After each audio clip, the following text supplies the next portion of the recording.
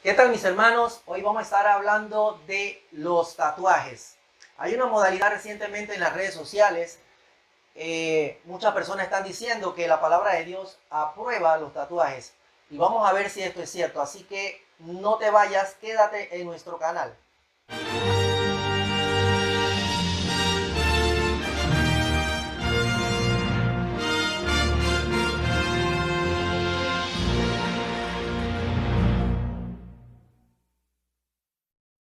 Shalom, shalom, una vez más, bendiciones.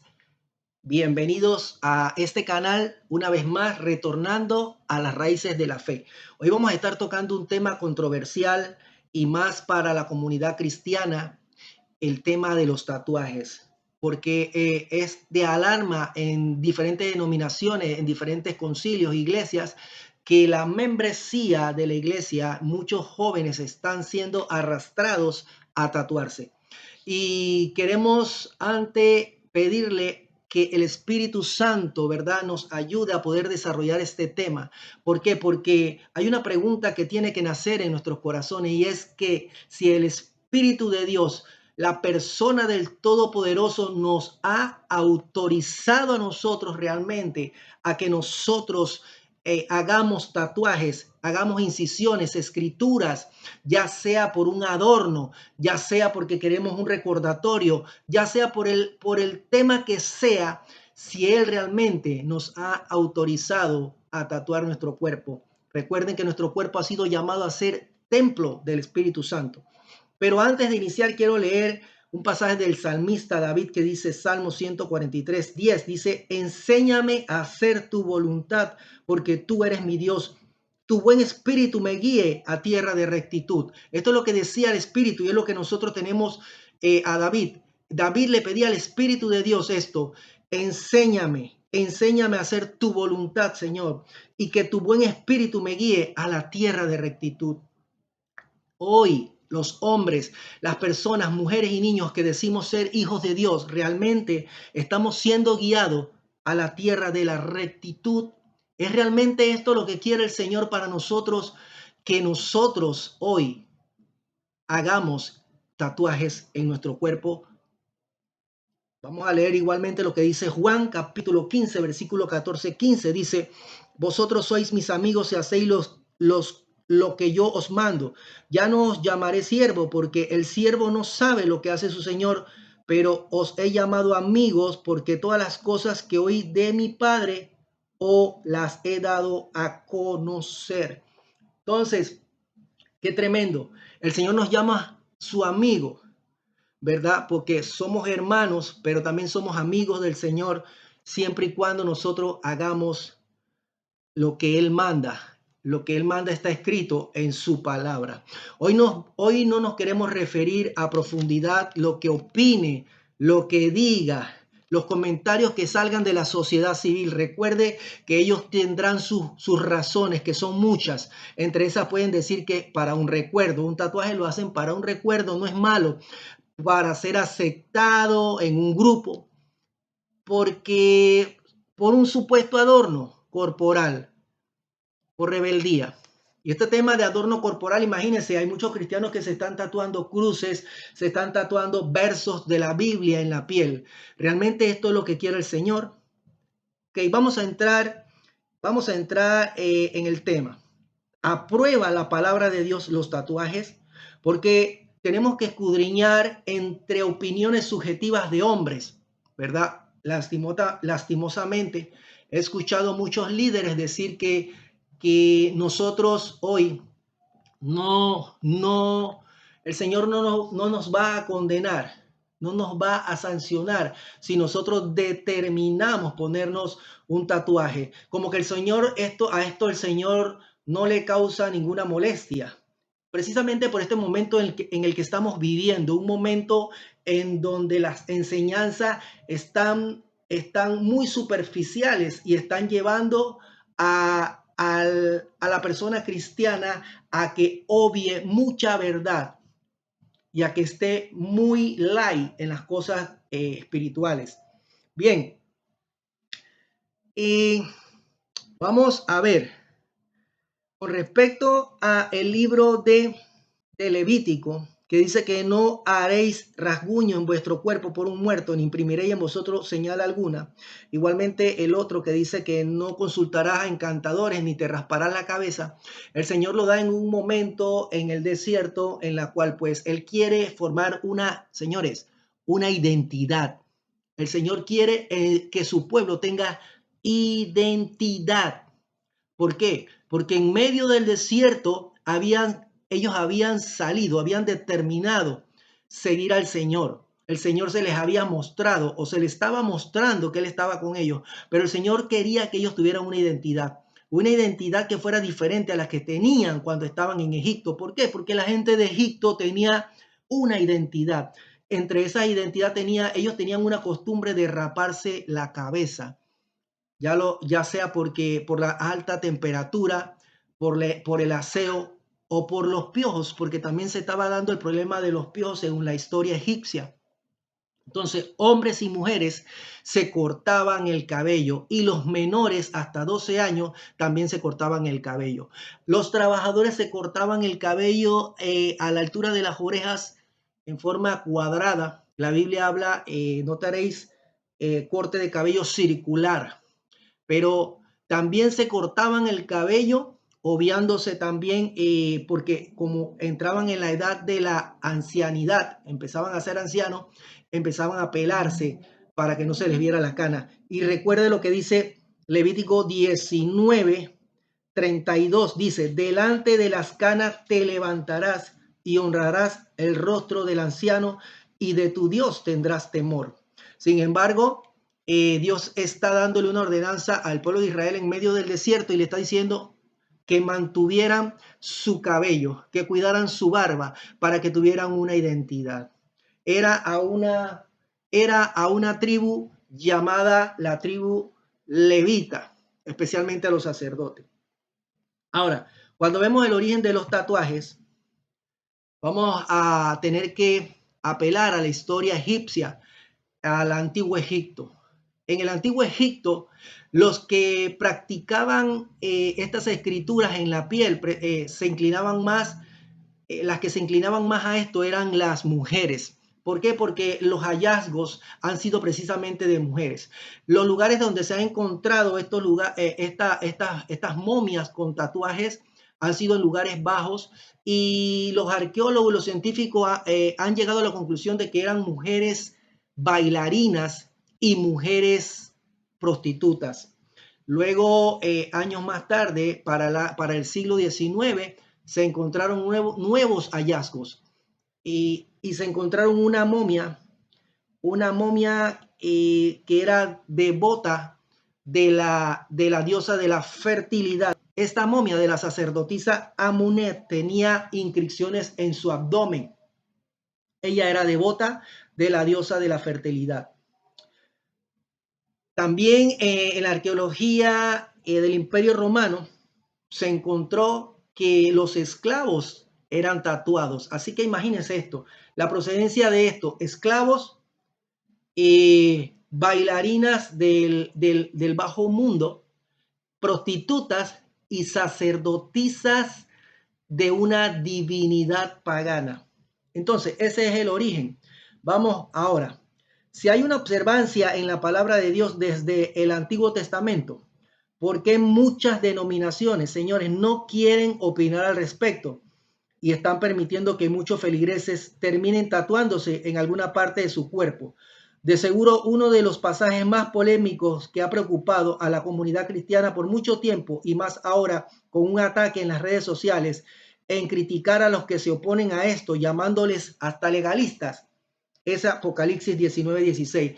O sea que hoy no podemos hacer críticas cuando lo que la membresía o alguien esté haciendo que vaya en contra de la palabra porque le llaman legalista.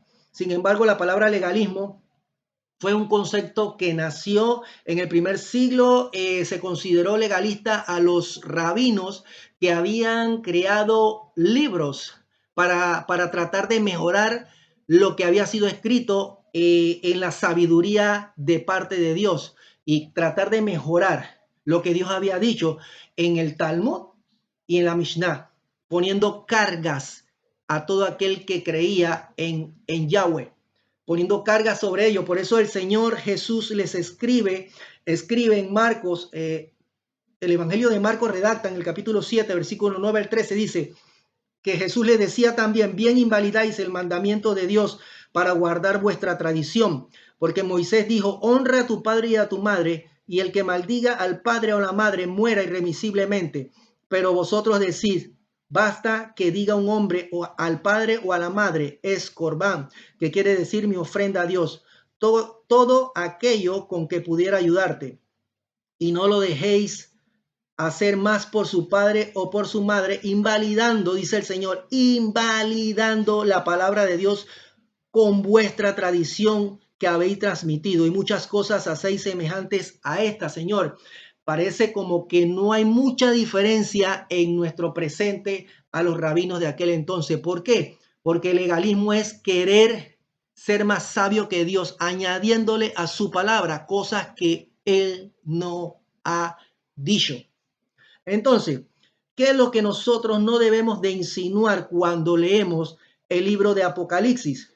Insinuar cosas que él no ha dicho para poder no caer, o para no caer en esas interpretaciones. Señores, nosotros tenemos que hacer consideraciones, tenemos que usar herramientas, y tenemos que tener a la persona de Jesucristo como nuestro centro para decirle: Señor, ayúdame a entender el mensaje de Apocalipsis. Ayúdame a que tú me puedas iluminar para poder entender lo que tú le dijiste al apóstol Juan en esa isla. Entonces, no podemos insinuar que, punto uno, no podemos insinuar que el Señor regresará con una vestidura diferente a como ascendió. ¿Y por qué quiero referirme a esto?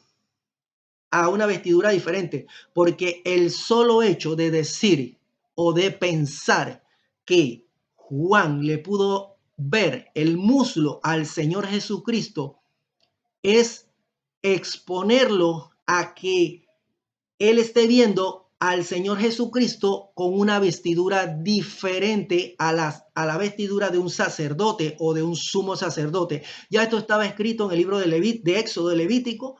El Señor ya había dado una ordenanza a Moisés para la confección del vestido sacerdotal. Sin embargo, hoy hay muchos que se han atrevido a hacer una interpretación diciendo que hay una inscripción en el muslo del Señor Jesucristo que dice Rey de Reyes y Señor de Señores. Hago una pregunta, señores, hermanos que me escuchan. La Biblia habla que Dios le llamó a Israel oveja, pero ¿acaso Israel es una oveja? La Biblia habla de que el Señor le llamó al Señor Jesucristo el león de la tribu de Judá, pero ¿acaso Jesucristo es un león? No, ¿verdad? Entonces hay que tener cuidado porque hay elementos o figuras o géneros literarios que nosotros no podemos obviar para entender mucha de la escritura. ¿Por qué? Porque no podemos entenderla literalmente. Tenemos que leerla buscando las herramientas para saber que es un género que nos da una figura y cómo podemos llegar al pensamiento del autor, sumando la palabra, buscando en toda la palabra qué realmente es lo que el Señor quiso revelarle a Juan. Entonces, vemos que no podemos insinuar. ¿Por qué? Porque dice la Biblia que en el libro de los Hechos 1:11 dice que el Señor, así mismo como ascendió, va a regresar con una misma vestidura de sacerdote. Los cuales dice, 1:11 dice, los cuales también le dijeron: varones Galileos, ¿por qué estáis mirando al cielo? Este mismo Jesús que ha sido tomado de vosotros al cielo, así vendrá como le habéis visto ir al cielo. Qué tremendo. Y mire, con respecto a la vestidura de los sacerdotes, dice Éxodo 28:4, dice: las vestiduras que hará son estas: el pectoral, el efod, el manto, la túnica bordada, la mitra y el cinturón. Hagan pues las vestiduras sagradas para Aarón, tu hermano, y para sus hijos, para que sean mis sacerdotes. Y aunque saldrán muchos diciendo y atacando quizás a esta enseñanza, diciendo que eso era en el tiempo de la ley, que esto y que lo otro, que bueno, la ley es otra cosa, que más adelante vamos a poder compartir este tema, pero lo que sí le digo, que el Señor tenía una orden superior a una orden sacerdotal levita, una orden Melquisedec, y esa orden Melquisedec no se podía desmejorar, tenía que ser mejor, con más excelencia, con más santidad. ¿Por qué? Porque era eterna, era santa la ley sacerdotal que tenía Jesús sobre él. Así que él no podía venir con un vestido desmejorado que la de un sacerdote levita. Entonces, tenemos que descalificar, señores, esta interpretación. El Señor Jesús no trae una inscripción en sus muslos. Entonces, si no, esto no lo podemos entender de esta forma. ¿Cuál fue la forma que el Todopoderoso nos quiere ilustrar? ¿Qué es realmente lo que el Señor nos quiere decir? Ahora, vamos a un segundo punto en la cual no podemos hacer insinuar de Apocalipsis 19:16, que el apóstol Juan haya dicho que Jesús no cumplió con lo que decía la palabra. El pensar que Jesucristo viene con algo diferente, una vestidura diferente que le permite enseñar, mostrar su muslo, es pensar que Jesús va a cambiar lo que se ha determinado en el libro de Levítico.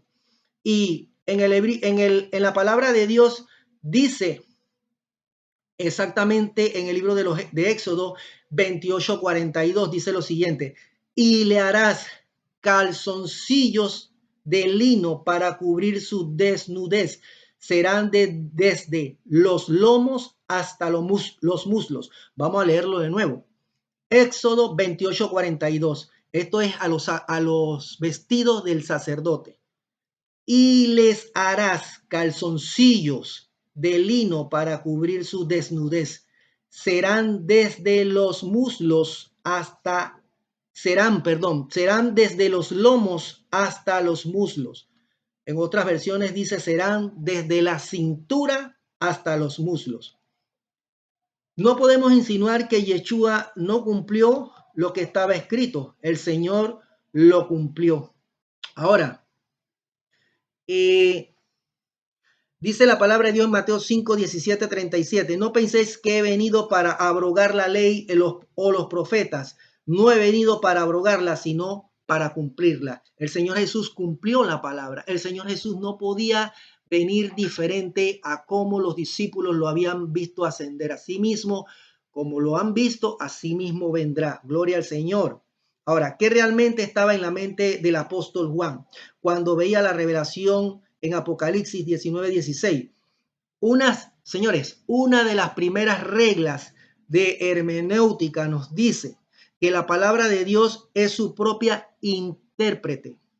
Cuando nosotros abrimos la palabra de Dios, hay alguien que está dentro de nosotros que empieza a tener alegría, gozo. ¿Por qué? Porque al abrirla queremos saber de Él, queremos conocerle. Entonces Él se va a mostrar a nosotros.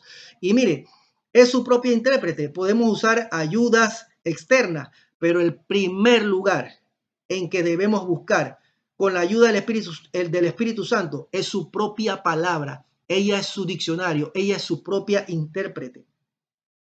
Así que si hemos descartado que el muslo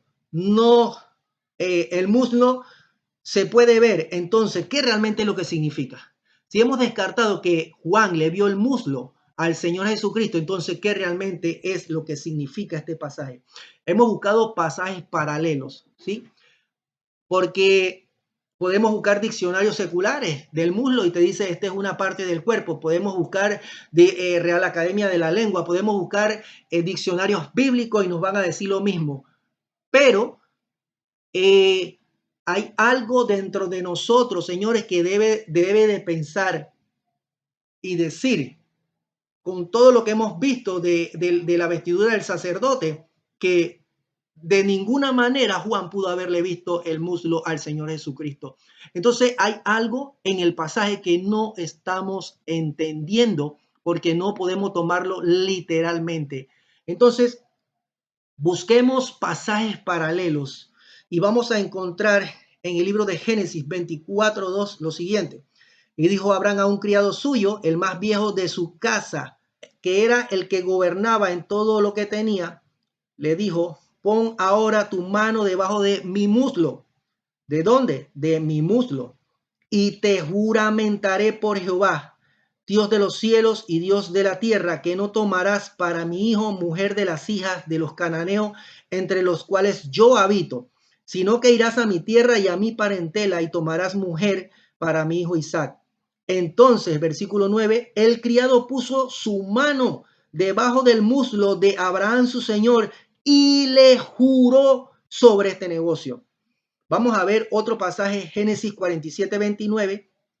Y llegaron los días de Israel para morir, y llamó a José su hijo y le dijo: si he hallado ahora gracia en tus ojos, te ruego que pongas tus manos debajo de mis muslos y harás conmigo misericordia y verdad. Te ruego que no me entierres en Egipto.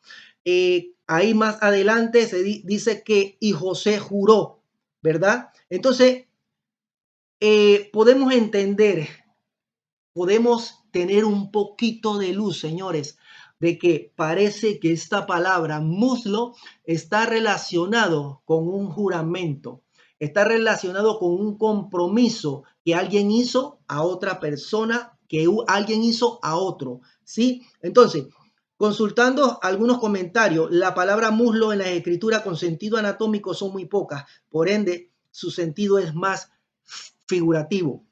La palabra muslo estaba muy relacionado con el juramento, así que podemos pensar que a Juan se le estaba mostrando el cumplimiento de algún juramento.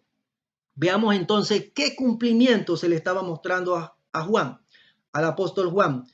Entonces vamos a leer la promesa que Dios le hace a Abraham. En Hechos 3:25, el Señor le dice a Abraham, Hechos 3:25, lo siguiente: ustedes son los hijos de los profetas y del pacto que Dios concertó con sus padres, diciendo a Abraham: en tu descendencia serán benditas todas las familias de la tierra. Y cuando nosotros nos vamos al libro de Éxodo, hay un juramento que Dios hizo a Abraham, en que en su simiente iban a ser benditas todas las naciones de la tierra. Entonces, no solamente hizo un juramento a Abraham, sino que también al rey David. Y vamos a leerlo en el Salmo 132, 11, 12. Dice de la siguiente manera: en verdad juró Jehová a David y no se retractará de ello. De tu descendencia pondré sobre tu trono y tus hijos guardarán mi pacto y mi testimonio que yo les enseñaré. Sus hijos también se sentarán sobre tu trono para siempre. Hechos 2:29-30, hablando el apóstol Pedro a la multitud en la fiesta del Pentecostés, dice: varones hermanos, se os puede decir libremente del patriarca David, que murió y fue sepultado, y su sepulcro está con nosotros hasta el día de hoy. Pero siendo profeta y sabiendo que con juramento Dios le había jurado que de su descendencia, en cuanto a la carne, levantaría al Mesías, al Cristo, para que se sentara en su trono. Ahora podemos tener mucho más luz. Entonces, tenemos que descartar o pensar que el apóstol Juan estuviera viendo, leyendo una escritura en el muslo de Yeshua. ¿Por qué? Porque este no se podía ver, porque el Señor le había ordenado a Moisés, le había dado una ilustración, ¿verdad?